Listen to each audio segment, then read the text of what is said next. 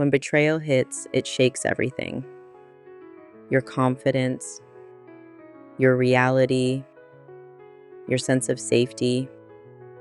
And one of the first questions people ask is this: will I ever feel normal again after infidelity? If you're asking that, it means you're hurting deeply and searching for hope, and you're not alone. Let's talk about what normal even means after betrayal. Because truthfully, your old normal, the one before the affair, that version of your world is gone. But that doesn't mean you won't feel grounded again. It just means you'll need to build a new version of normal, one that includes healing, growth, and strength you didn't even know you had. In the beginning, everything feels foreign. You might cry without warning.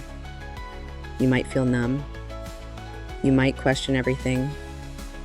You may even look in the mirror and not recognize yourself. These are all signs of betrayal trauma.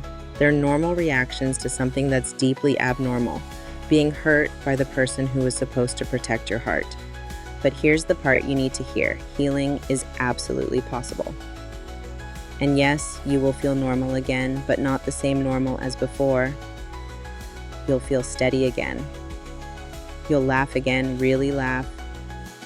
You'll trust yourself again. You'll feel peace in your chest instead of panic. It won't be linear. Some days you'll feel strong, others you'll feel like you're breaking all over again. But step by step, as you give yourself permission to grieve, to process, and to reclaim your story, you'll feel the shift. Some people heal with their partner, some heal by walking away, but every person has the power to choose how they rise. Your worth, your future, your peace, they are not lost. They're waiting for you. And you don't have to get there all at once. So, will you ever feel normal again? Yes, but even better than that, you'll feel whole. You'll feel you fully, powerfully, and bravely. If this video gave you comfort, subscribe to After Infidelity, What Now? For real, raw, and therapist-informed guidance on healing after betrayal. You're not broken. You're rebuilding.